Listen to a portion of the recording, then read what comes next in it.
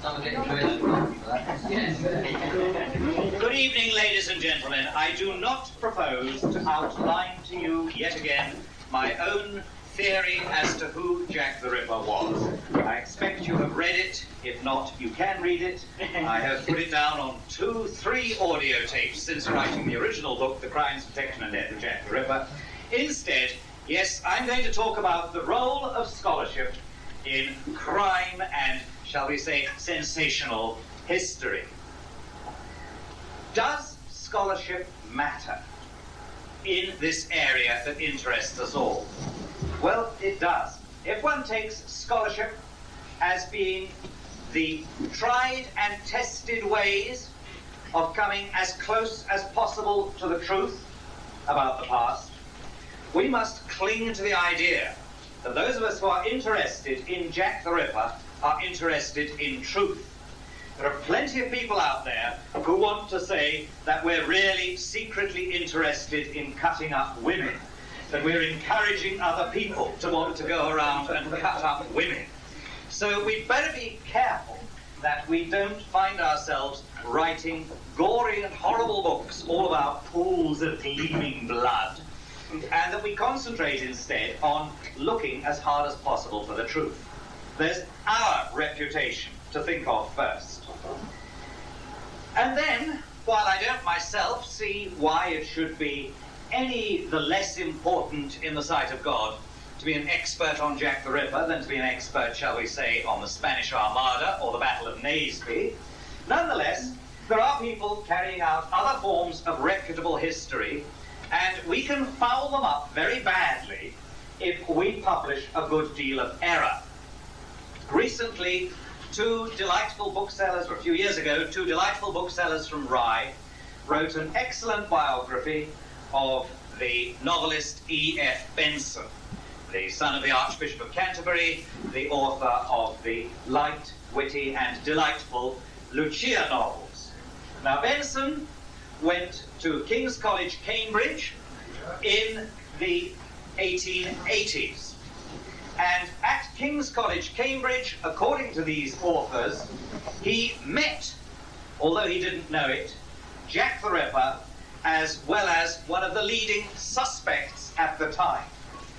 As a student at King's, he knew and was friendly with J.K. Stephen, accused, of course, by Michael Harrison in his life of Prince Albert Victor, the Duke of Clarence, of being Jack the Ripper.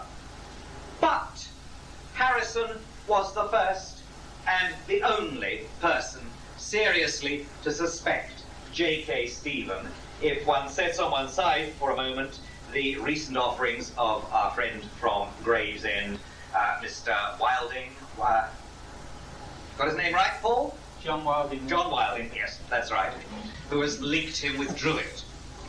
And the other thing which the life of Benson claims is that since Benson joined the Cambridge Philosophical Society, the Apostles, he would have met Montague John Druitt, the man who they say was Jack the Ripper, because Druitt was a notable associate of that homosexual Cambridge group, the Apostles. Well, of course, that notable homosexual group, a philosophical discussion society, started by Alfred Tennyson and his friend Arthur Hallam, contained as one of its most prominent members that not very noted homosexual Bertrand Russell. It was a philosophical group and not a secret gay society. And Montague John Druitt had no connection with it whatsoever. Montague John Druitt was an Oxford man. He took a third-class degree. He was not very bright. You had to be very bright to be one of the Apostles, and in fact Benson took a double first. Druitt had no known connection with those people from Cambridge. It is sheer speculation from my friends Martin Howells and Keith Skinner's book, The Ripper Legacy, which postulates that because there were a number of homosexuals in the Apostles, and because it may reasonably be speculated that Druitt himself had at least pederastic and possibly homosexual tendencies, therefore, As an Oxford man, he might have known these Cambridge men. Oops.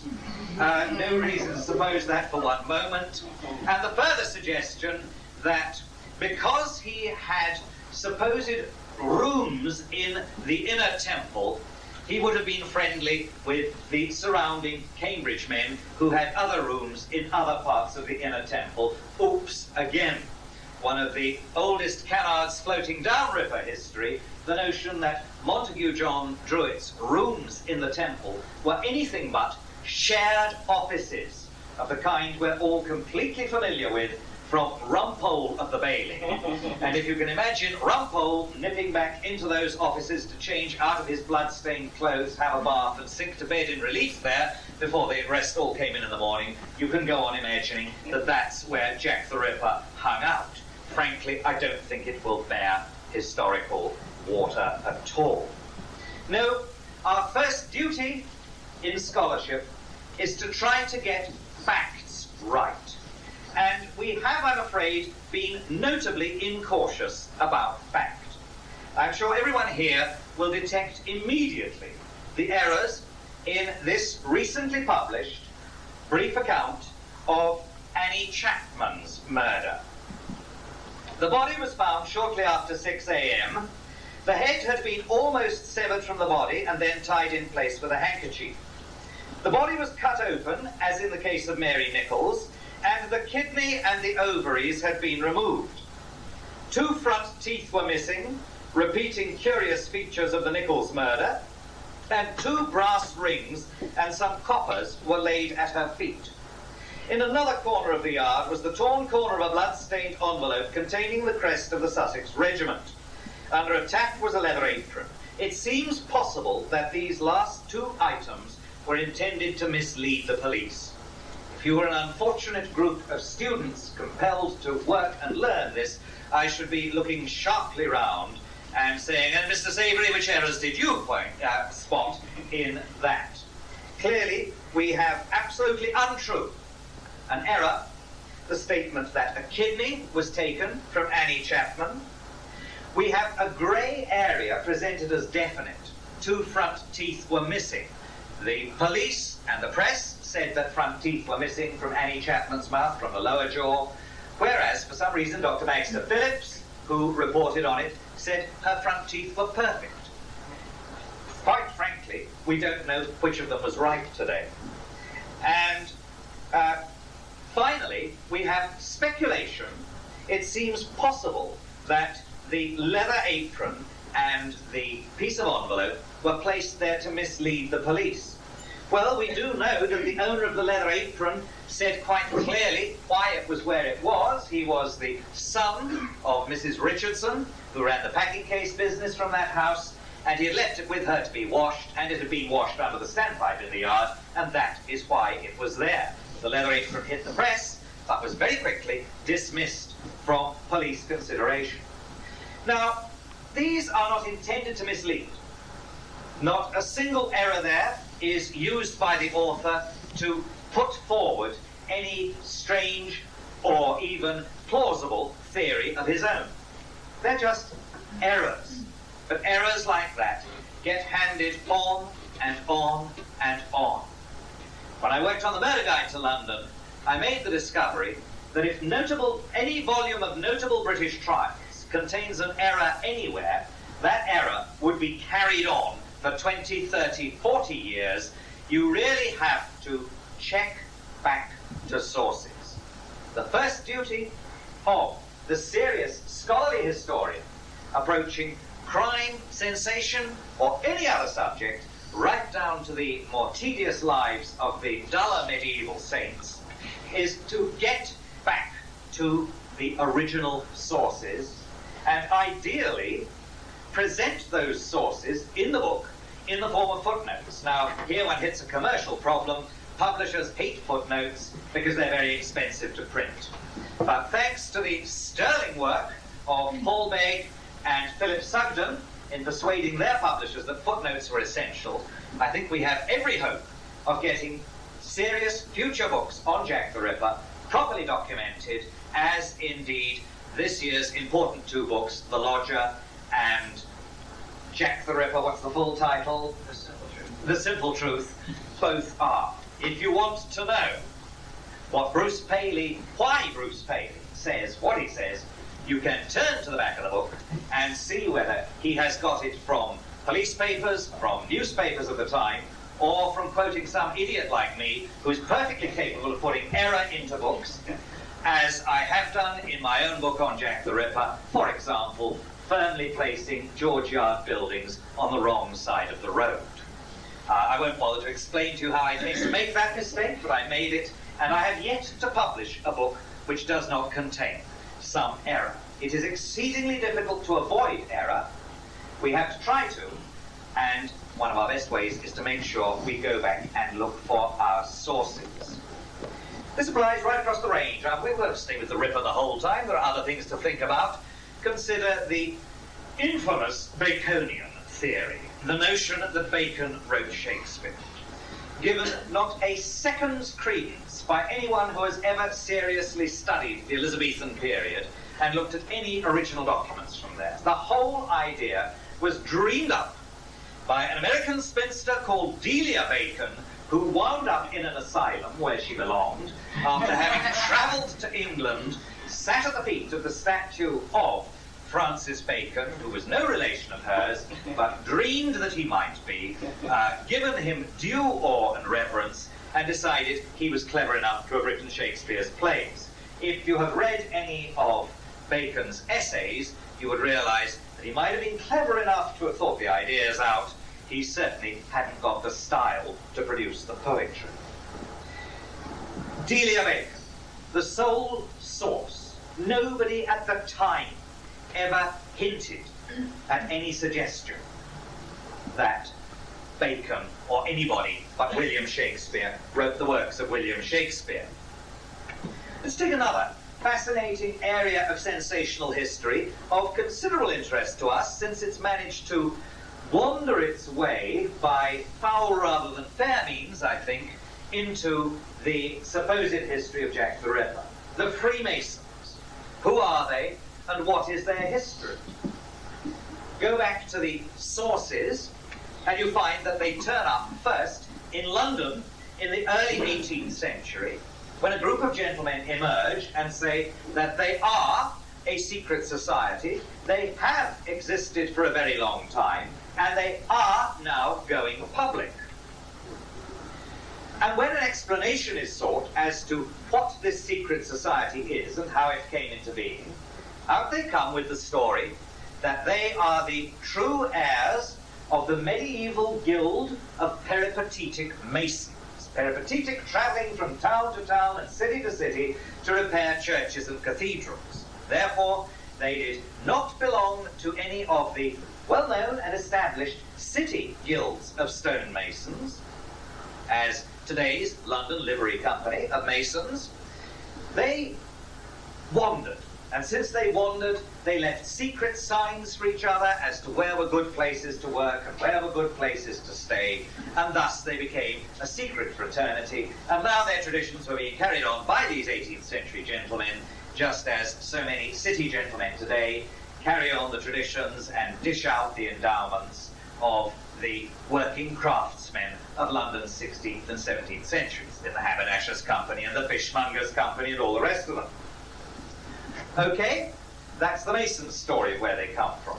But you go a little further and you find that they offer also some secret law, derived, they say, from a seer who lived perhaps in the 17th century and whose name was Alexander or Christian Rosenkreuz, German for rose or red cross.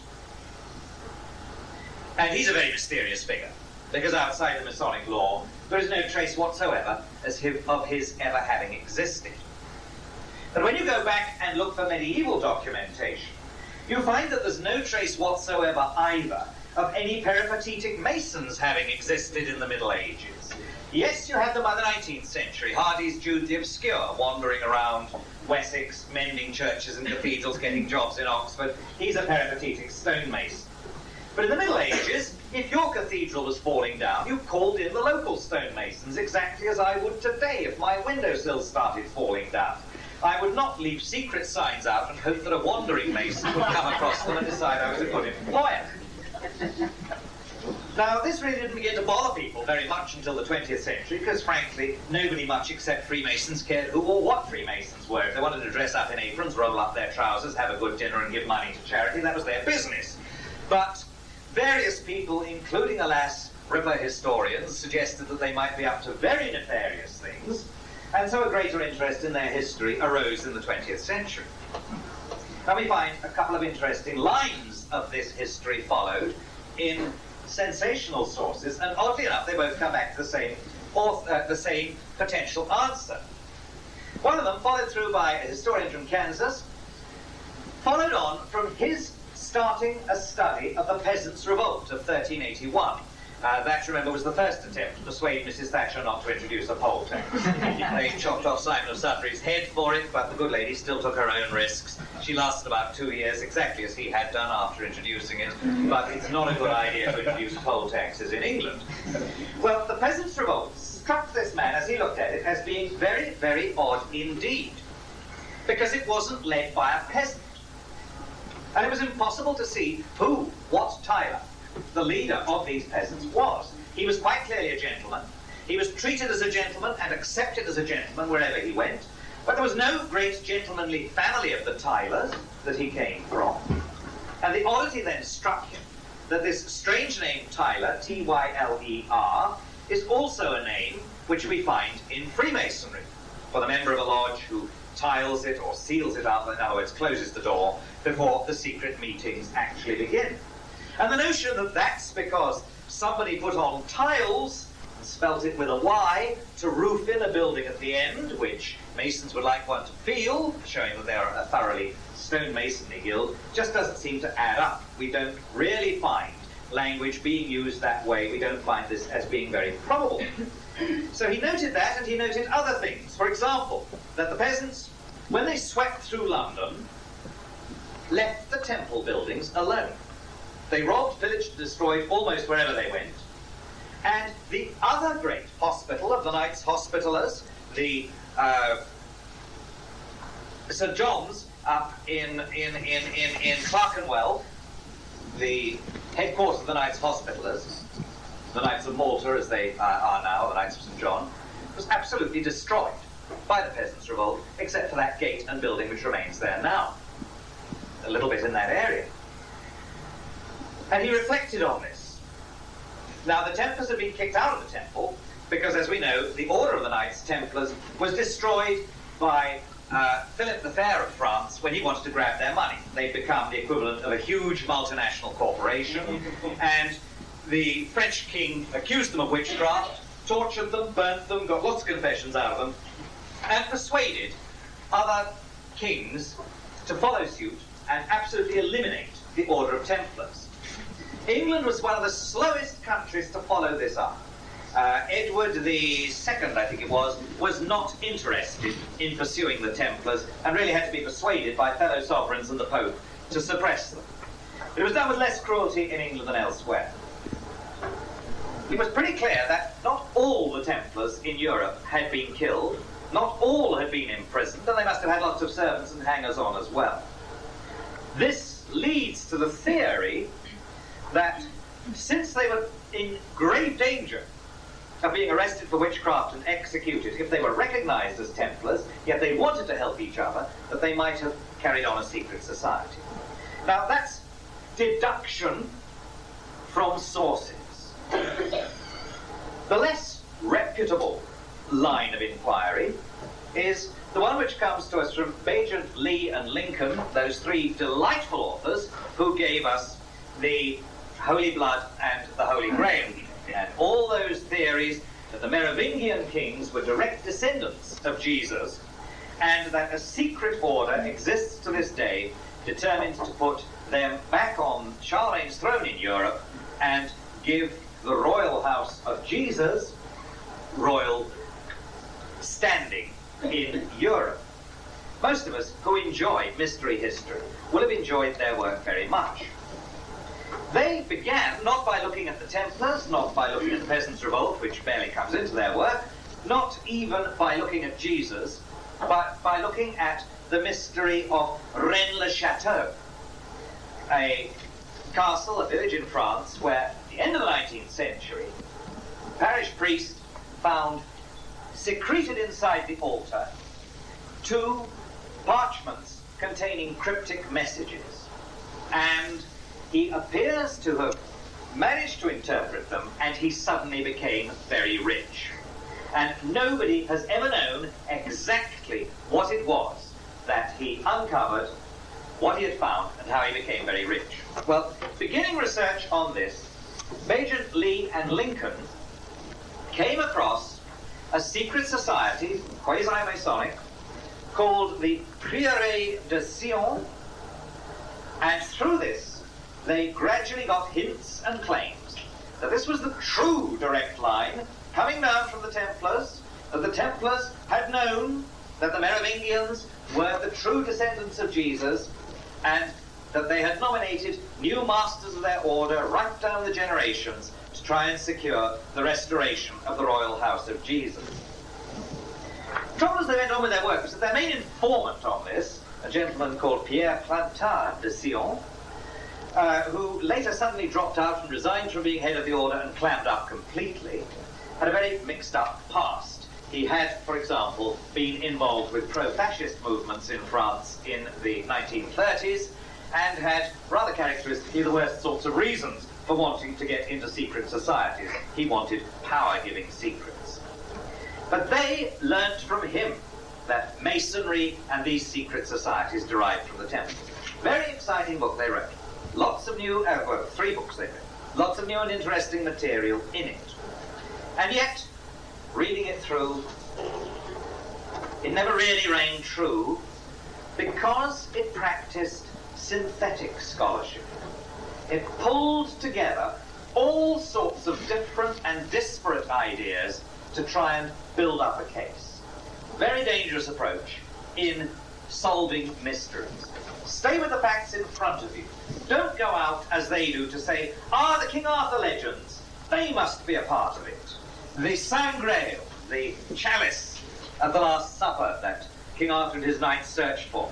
Linguistics tells us, can't really be a Saint Grail of that kind, it's the Sang Real, the royal blood of Jesus.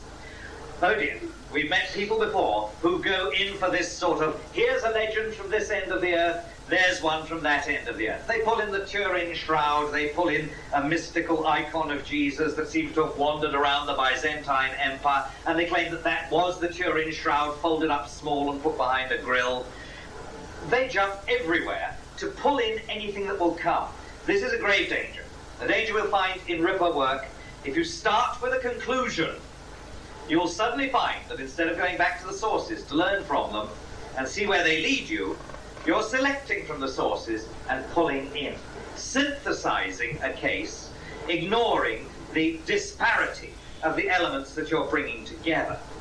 This was, of course, the classic modus operandi of the nearly great, balmy scholar, very popular, great bestseller in the 1950s and 60s, Immanuel Velikovsky. Now, Velikovsky's basic theory, as he worked it out, was that at a period in the distant past, a comet had swept incredibly through the solar system, bringing Mars and Venus alarmingly close to the Earth, making the Earth spin backwards, and leading to all sorts of changes, and getting all sorts of ideas about time madly confused. Worlds in collision was his great basic idea. He started, as so many wonderful theorists start, from a small and odd mystery. How could anybody ever think that when Joshua marched 7 times round the walls of Jericho, the sun stood still for a day and then the walls fell in? Well, Velikovsky had the explanation for that. Clearly what happened was this was the work of the comet and the Earth spun backwards.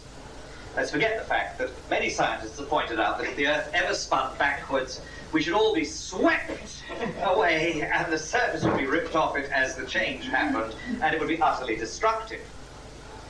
Velikovsky looked for other notions connected with this extraordinary interplanetary activity. He decided that the 7 plagues of Egypt were caused by this. He rather hoped there was living matter on Venus and thought that the frogs and flies might have come from there as we got too close to Venus, swept in by the tail of the comet, which had gone through both Venus and into the Earth's atmosphere. He thought that time had got mixed up in the Egyptian empire. I found this aspect of his history fascinating when I first discovered it.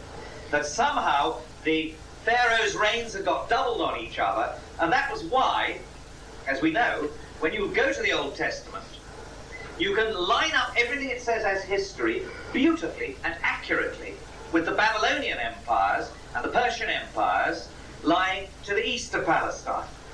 But you can't make it fit what we know the history of Egypt at all.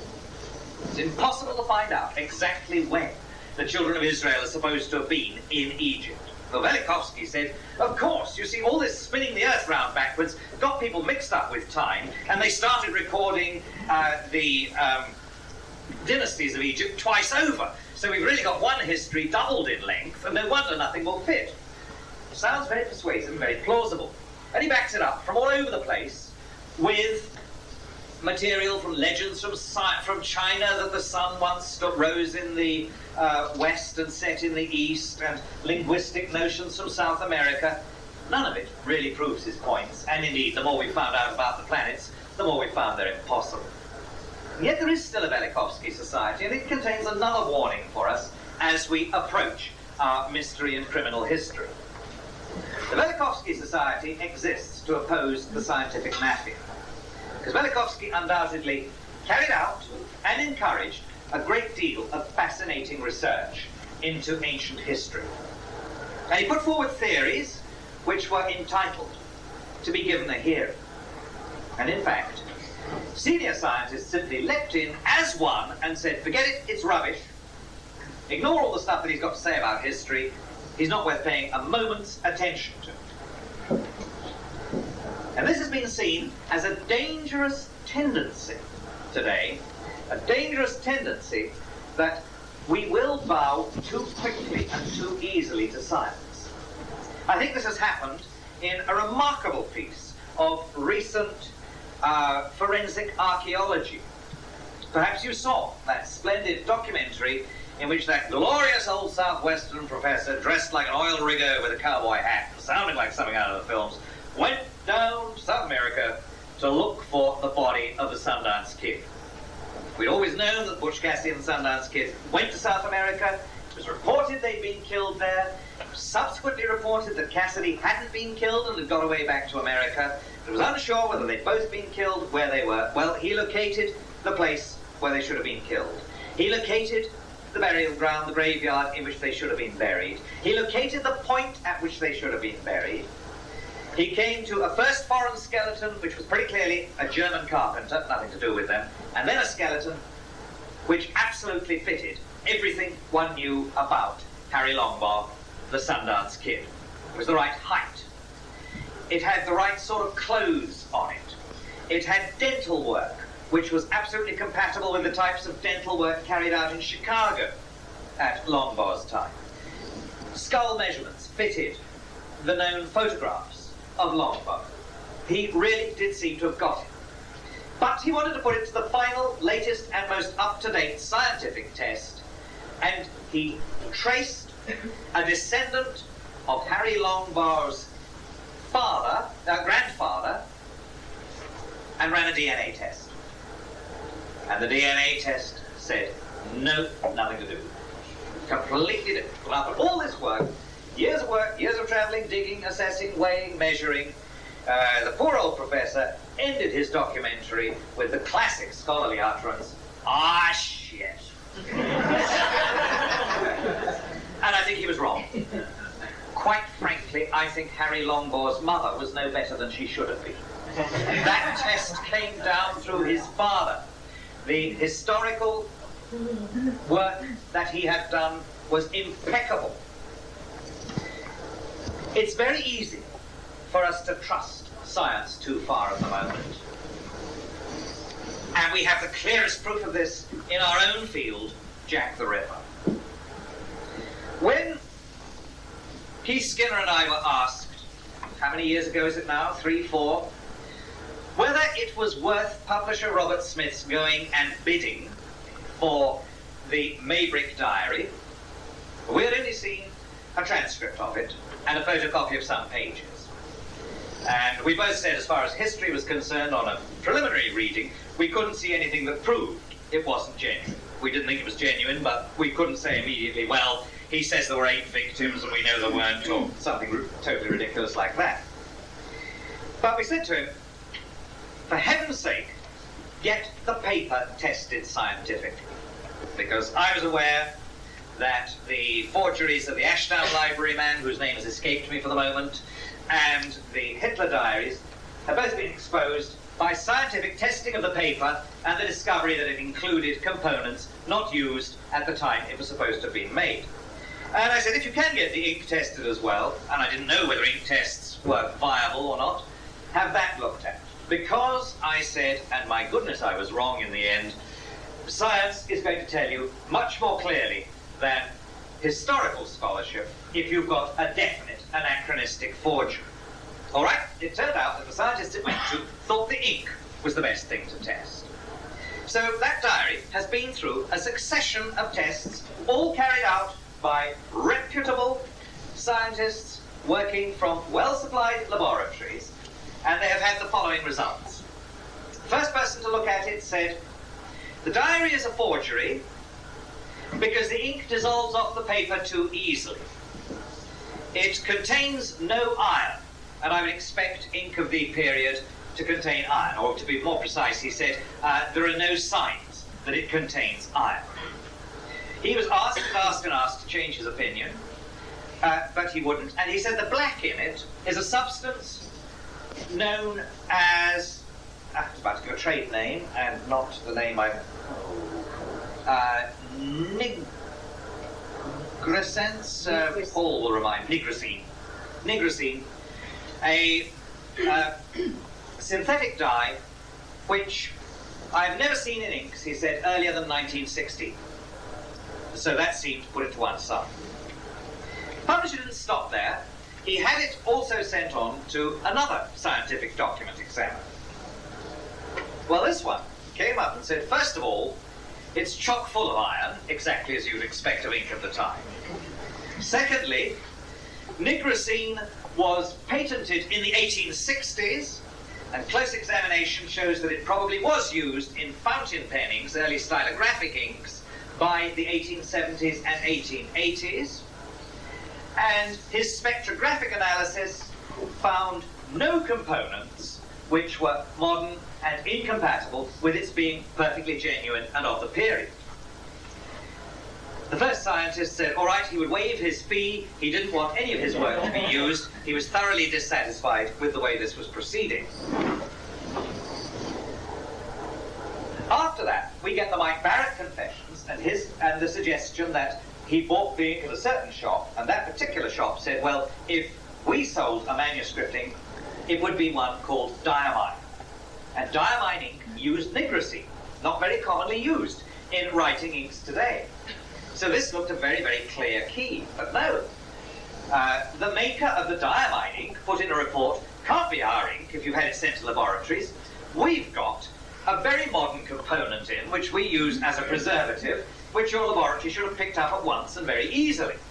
So now we go back to the man who has said, there's nothing modern in it, and say, what about this modern preservative? And he said, well, wait a minute, I've got to set this very expensive machine to take readings on all these things. So another attempt is made, and this time people who don't believe in the diary get hold of some samples of the ink, send it out to an industrial laboratory and say, look for this modern preservative. And the industrial laboratory pops up and says, it's here, there's no doubt about it, this ink is completely anachronistic. And the publishers of the diary say, well, we've got to take this serious. And they go to the University of Leeds, whose dye division is accepted by Parker Pens as their research advisor. And the University of Leeds puts it through and they say, oh no, they're wrong. We thought we found it at first, but that was mere contamination of our sample. There is no modern component in it. It's genuine. There you go. 2 for, 2 against. All reputable. Nobody with an axe to grind. Very, very sadly, if it came to a court of law, one would be looking again at the fact that expert witnesses happened to have found for the side that employed them, but that, I'm prepared to say, was probably just chance. I don't doubt the integrity of any of those laboratories. Science can make mistakes.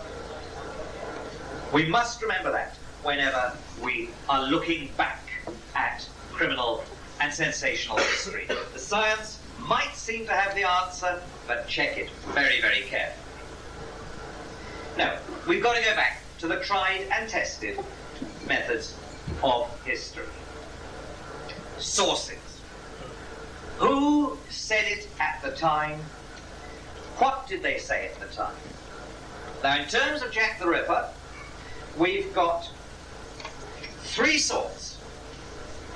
sorts of contemporary sources. We've got police papers of one kind and another.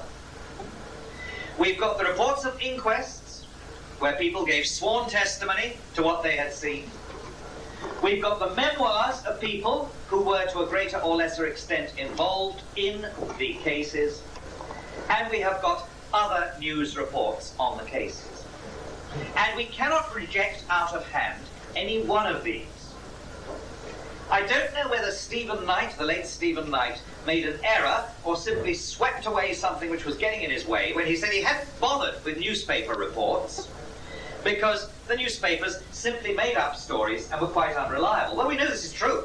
We know that William de Q said he and two of his mates would go down to Whitechapel at the time of the murders and each invent a new theory and push it for all they were worth in the papers the next day and come back down and invent another one for the following week. Nevertheless, those newspapers give us facts which we can't get anywhere else, and we have to assess them. They do come last on the list of reliable sources. Police papers, well, there are varying kinds. We have to assess what they are. We take the first and most famous of the police papers, the Macnaghten Memoranda, discovered originally by Dan Farson, and then Don Rumbelow finding the further copy in the Scotland Yard papers. We have to remember that this was not a paper prepared as part of the solution of the case. Indeed, Macnaghten had no place on the case. He hadn't even joined the force at the time of the murders. He prepared that as a statement. As far as we can see, he prepared it as material to be made available if the Home Secretary or anybody else needed it to make a statement about the claims coming out in the Sun that Cutbush, the mutilator, or the bottom stabber, was actually Jack the Ripper. So he names, as Don Rumbelow says, 3 people, any one of whom was more likely to have been the Ripper than Cutbush. We have to go to other people's memoirs and recollections of him to find, from G.R. Sims, from Colonel Arthur, that, in fact, he did think his first choice, Montague John Druitt, was the Ripper. It was a theory he had reached personally. Wasn't necessarily the conclusion of the whole force. That's one sort of police paper. Other police papers, which tend not to be on the files. The ones on the files are not, they're useful for telling us what happened around the murders, but they don't tell us what the police thought. The ones which tell us what they really thought about who might have been the Ripper, or who the suspects were, have nearly all gone. So we're looking outside to the notes that Chief Inspector Swanson wrote on Sir Robert Anderson's memoirs, and to the letter recently discovered by Littlechild.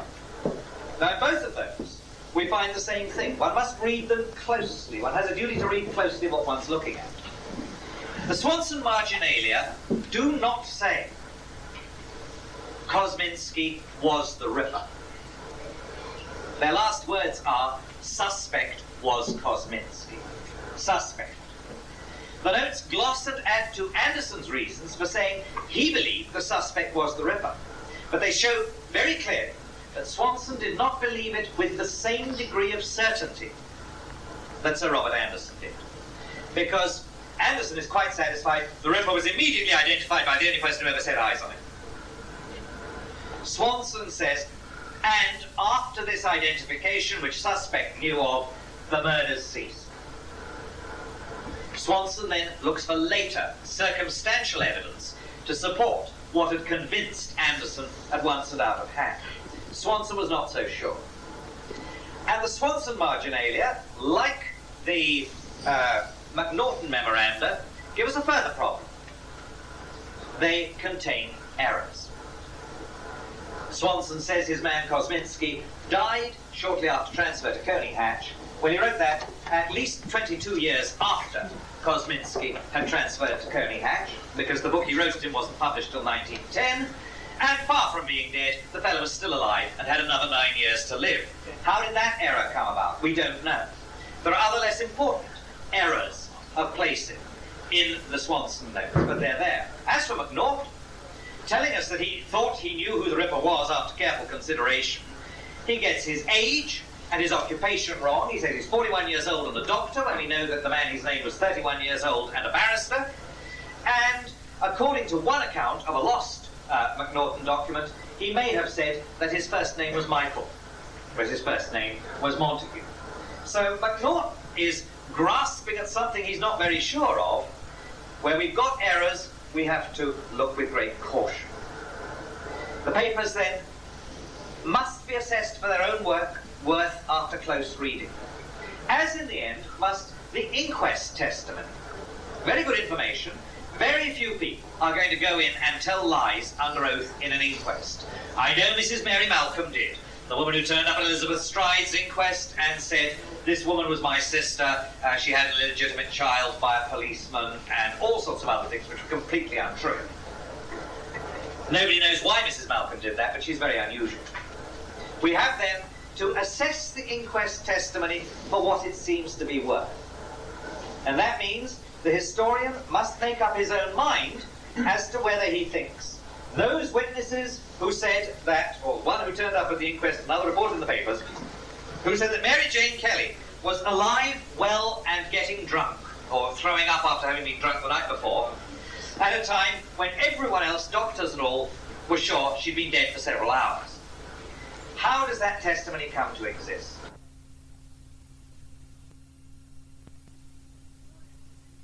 The historian is entitled to assume that that witness was right and everybody else was wrong. And it's up to the reader to decide how far he wants to let that weight of numbers seem persuasive or otherwise. Looking at the various newspaper reports, you would have to ask yourself, well now, which are correct? The ones in which she says that she knew Mary Jane Kelly very well, or the ones in which she says she hadn't spoken to her for 3 months before the last morning of what she thought was her life? We've got those to put together. Which is correct? The report that she's supposed to have made to the papers that she could place the day accurately because she'd just gone out to return some that her husband had borrowed to another lodging house? Or the report she made at the inquest that she remembered that day accurately because she'd gone out to the dairy for some milk that morning? We have conflicting evidence. We have to weigh it up, and we have to recognize grey areas. Now, this perhaps is something which we're always weak on if we start with a theory. We jump to sweep past our grey areas and say, we're all right, we can go ahead here. The inquest reports, the police papers, and finally the memoirs. Well, the memoirs, again, one assesses by their accuracy and honesty. How far do they conform to what people swore to in the inquest reports? This is a very good first test. So on the basis of this test, that we say quite confidently, Major Smith was quite unreliable. He keeps remembering things that we know didn't happen. It's for this reason that we write off Ben Leeson's memory of his involvement with the post-Ripper case of 1891. And one must always say, of all these people who are wrong and who are exaggerating, they remember something. They're resting something on something. And we've got to be careful how heavily we lean on them, unless we can find memoir writers who look totally reliable, or whose errors, as I would say, and this becomes a matter of judgment, as in the case of Walter Dew, are the relatively unimportant misrecollections of bits of geography looking back over 20 years. So we base our support on what we can see from others. Where we have to move away from facts is when our sources conflict, our facts are clearly wrong, or there are not enough of them. What are we to do about the fact that our two sources, we have one man and one man only involved in the case who says quite definitely he knew who Jack the Ripper was? So remember that Inspector Littlechild doesn't say that. Inspector Littlechild says another suspect, and a very good one to his mind, was Dr. Tumblety. It's a long way from saying he thought Tumblety was the Ripper, and it's a long way from saying that Tumblety was the prime suspect of Scotland Yard. Both claims have been made, neither can be validated from any evidence that comes from the time. What we know is he's one that Littlechild chose to report on. But we do have one source who says he knew who the Ripper was, he's quite sure. And he'll give a pointer to the sort of person he was, that is Sir Robert Anderson. And then we find that when he is apparently backed up by Chief Inspector Swanson, writing his notes on them, some of the things Swanson says contradict Anderson's account elsewhere. Since Anderson wrote his book in serial form for Blackwood's magazine and then revised it for publication. And in Blackwood's he said that the identification of the suspect took place after he had been safely caged in a lunatic asylum. He eliminated that phrase from the book. Swanson comes up with a wholly different story about the suspects being taken off to a seaside home somewhere and then let go because the witness refused to swear to his identification, although he'd made a positive identification. Now, this is a very, very weird story indeed, and two scholars I trust, myself and Paul Begg, have come to totally diametrically opposed views on this. I think the story is so impossible, Swanson must have got it wrong, he's mixing it up with something else or something, I don't know what, but he must be wrong. And Paul says it is so impossible, it must be right. Swanson, of all people, must have known he was writing something totally unpersuasive. Judgment has to come in. Judgment will lead to deduction, which we've looked at earlier. You might deduce facts about the Mason. And from deduction, you make your next leap to speculation. If you have a real gap, you are speculating. Now this is perfectly legitimate, provided you make clear you're doing so, but it is illegitimate to rest a further argument on a speculation. If it is dangerous to rest an argument on a grey area which isn't a positive fact, it is totally illicit to rest further argument on speculation. That way you build houses of cards, and I'm afraid far too many of the books on the Ripper are houses of cards. You've listened patiently. I just want to say one last thing. Beware of that very persuasive sounding phrase, there is not a shred of evidence. Anybody with a new theory is likely to produce that about all the people named in old theories. Most of the time, it's quite untrue. Evidence that you can offer in court is not the same as historical evidence. To take somebody who I don't believe for a moment was Jack the Ripper, and I don't think I've ever heard anybody suggest was Jack the Ripper, Michael Ostrog, the third of the suspects, named by Melville Macnaghten.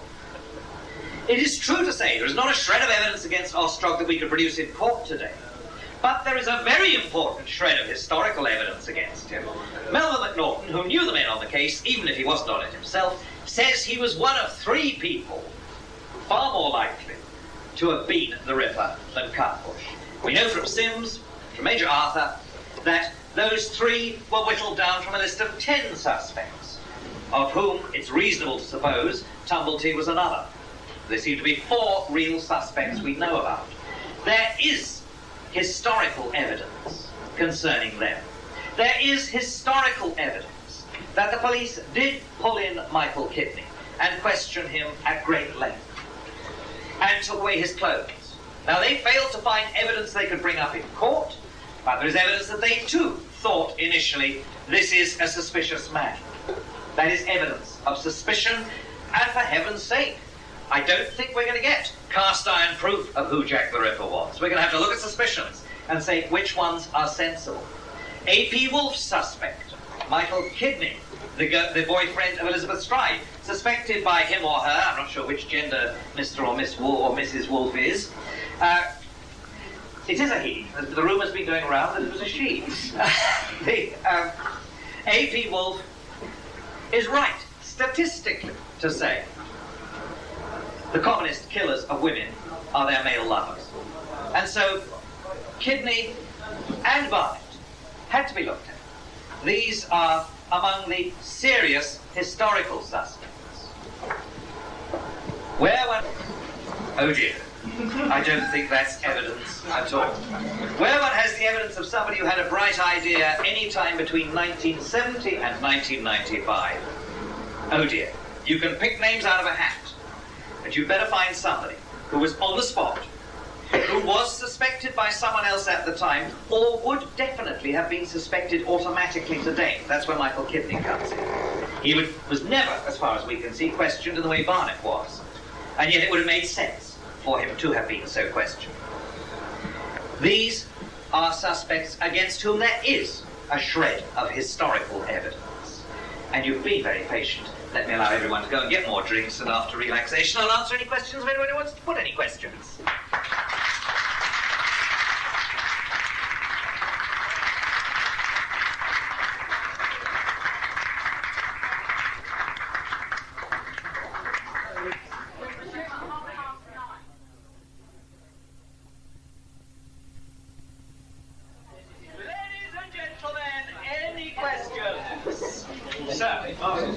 To pick up your points that you made at the end of your excellent talk about the House of Cards theory, I've been reading recently and read for a little while that there is some doubt in some people's minds that the corpse found in Miller's Court was in fact Mary Kelly. Right. What I wanted to ask you was, taking the criteria that you mentioned, was there at the time, or has there appeared or surfaced since, any evidence that would stand up to any of your criteria to suggest that it was not Mary Kelly, and if not, why has this ridiculous theory gained any credence at all?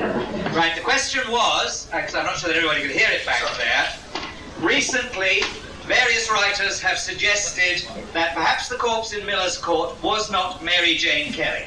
Are there, by strict scholarly criteria, any reasons for thinking that this corpse was not Mary Jane Kelly? And if not, why has the idea come about?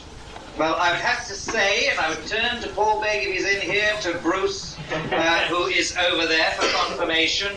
I can think of no contemporary evidence to suggest that anyone seriously doubted that the corpse was Mary Jane Kelly.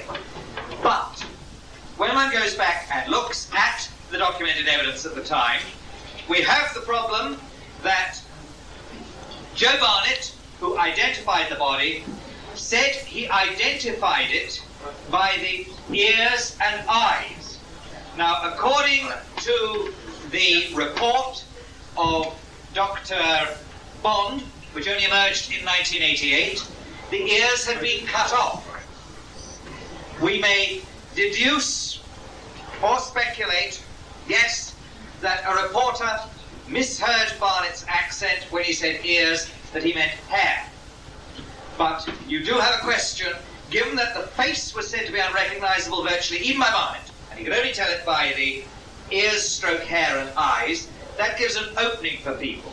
There is a further opening in that some press reports, and Paul Begg is much stronger on these than I am, talking vaguely about the victim having, in the New York papers, she's given another name. I've forgotten what it is. Elizabeth something? Foster. Is it? No, Foster was the one she was drinking with that night. But the New York papers give a different name, Margaret. Just a vague name, Margaret, for this victim. And talk about her living with a small boy in an upstairs flat. Now, this clearly has nothing to do with Mary Jane Kelly, who lived on her own in a downstairs flat. Though again, I think we have one press report, and Bruce will correct me if I'm wrong about this, which suggests that Barnett thought that she did have a small boy. No. Not Barnett, but someone else did. Right, somebody, again, we have people who thought she had a small boy farmed out by the Elephant and Castle somewhere in South London, something like that. So we have some indeterminacy. We also have the immense problem that the first-rate researchers, Neil Sheldon, Paul Begg, who initially went and looked for the backgrounds to these victims, were able to find, roughly, the life stories of all of them except Mary Jane Kelly. And when you go to the original source documents, now we're going to things like birth certificates. We're no longer looking for answers. We're just trying to trace who people were. Birth certificates, marriage certificates, rate books, all this sort of thing. Nothing can be found to support the story that Joe Barnett gave of Mary Kelly's career. And so you have to make what you can of the fact that there is nothing to support that. To the best of my recollection, the first serious suggestion that it was not Mary Jane Kelly but somebody else came from Joe Sickert. Now, if a thing comes from Joe Sickert as a source, there is a scholarly point. You may have noticed recently a gentleman whose name I think was Sequili, or something like that, who has been floating around the papers. You may have seen the film he has introduced, which has been shown on television here in America, of 1940s surgeons wearing what appear to be asbestos suits, dancing laboriously round a wax doll, which we're told is an alien that landed in a spaceship. Roswell. Right.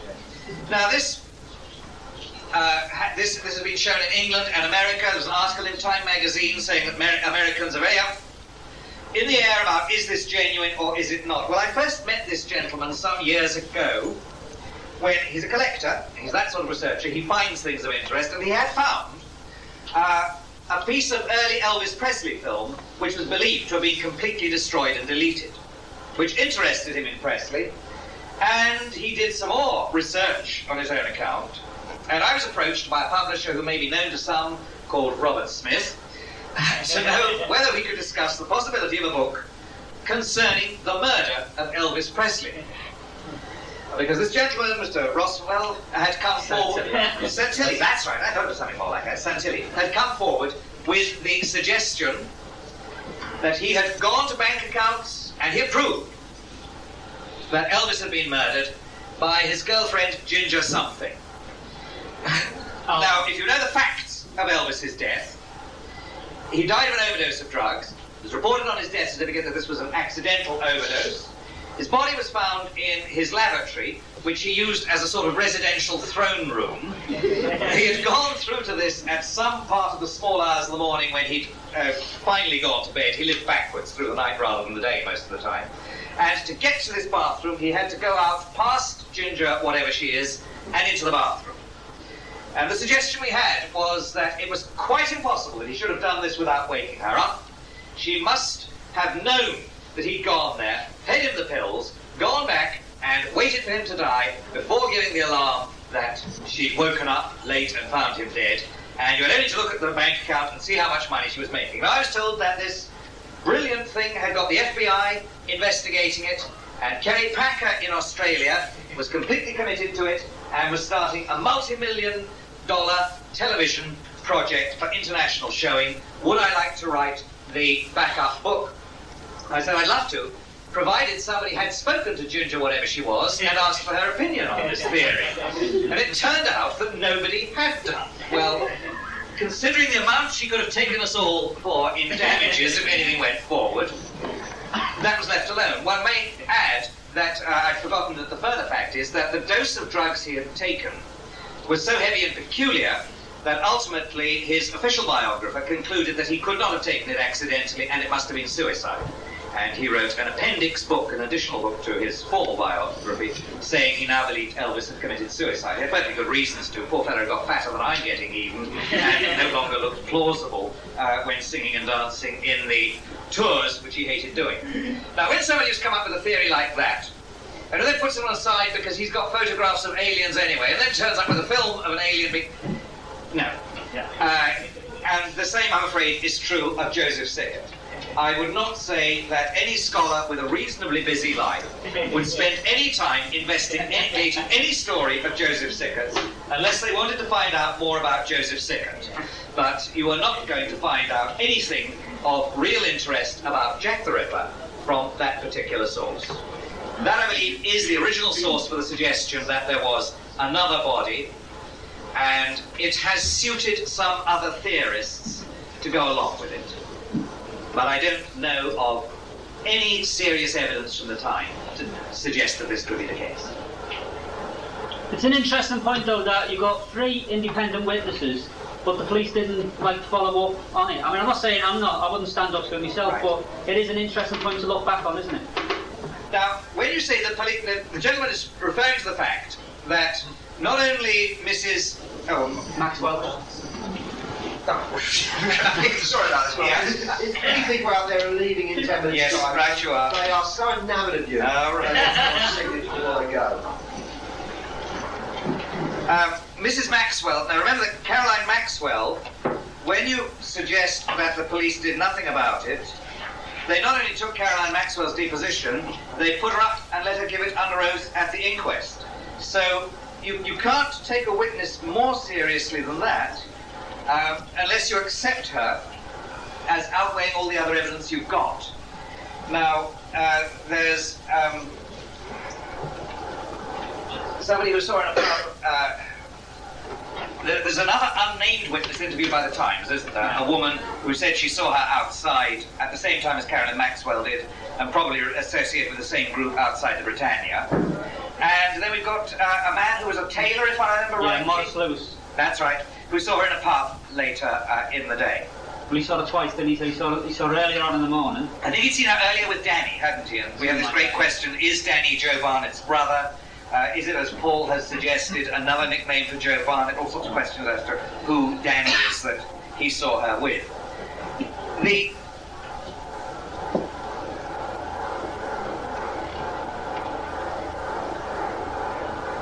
We don't know, of course, whether those people were ever seen by the police. We may take it, since they put Caroline Maxwell up in the witness box, that they would have. Now, this is, again, deduction speculation. But if you take a witness seriously enough to put her in the box at the inquest and accept her deposition, they would presumably have done some checking to see if they could find support for it. They would presumably have asked Mrs. Ringer, or whoever was on duty in the Britannia, had she gone in there and had some hair of the dog that morning, as she told Mrs. Maxwell. They weren't into the business of, I can't think of them ever for negative evidence at an inquest, because this wasn't like a lawsuit where you're trying to make one case against another. They're looking for positive evidence. They clearly did have to make firm decisions about who they put up, where they got absolutely flatly contradicting evidence. Because they didn't put up, we have no idea why they didn't put up Israel Schwartz, who saw somebody attack Elizabeth Stride. Instead, they put up, was it Brown or Marshall, who claimed to have seen her round in Rushfield Street at the same time. We just don't know why they didn't put up Schwartz, whether they thought his times were wrong or what. They put up Mrs. Maxwell, and they clearly put her up, drawing the coroner's attention to the fact that they didn't find this evidence reliable, because the coroner warned her, didn't he, to be very careful, just as the coroner had warned Mrs. Mary Malcolm to be very careful. Yes, we do have three people who said they saw her alive at a time when it is reasonable to suppose that she must have been dead, because otherwise the murderer would have had to spend the whole morning cutting her up, and would then have got out after that, and the body should still have been warmer than it was. Time of death, of course, something terribly unreliable in all these cases, completely bungled by Baxter Phillips in Annie Chapman's case. I don't take those three witnesses myself as strong enough to suggest that it was someone else they saw on the bed. I do note that Stephen Knight, who was very observant, one cusses Stephen Knight for accepting Joe Sickert.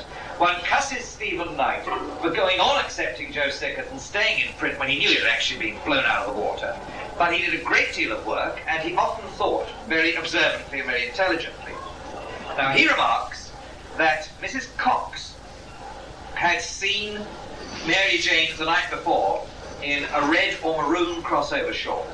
And Mrs. Maxwell, in her evidence, referred to it, and it looks as though Knight didn't go back to the original coroner's depositions, but took a misprint from the newspapers, which he thought was a malapropism she'd used, and said she referred to the macaroon shawl.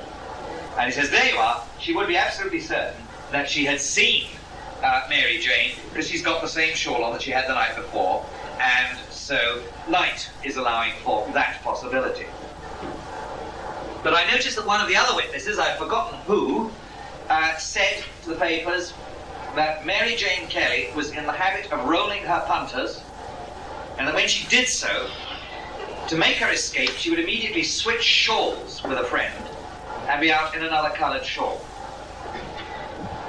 This is speculation, but it might explain Mrs. Maxwell's evidence, and she's the strong one that the police took really seriously, if she saw somebody in Mary Jane Kelly's well-known shawl the following morning. According to one of the papers, she said she had not spoken to her for 3 months before her death, although she claimed to have known her quite well. Well, part of the knowing well is that supposedly they're living in the same street and seeing each other a lot, and she actually hadn't spoken to her, and the implication is hadn't seen her for 3 months before that time. So I'm not sure how well she knew her, and I would tend to accept the obvious view of the police and coroner that, perfectly honestly, Mrs. Maxwell had made a mistake, either the person or the day she got wrong. And keeping you, I will get down.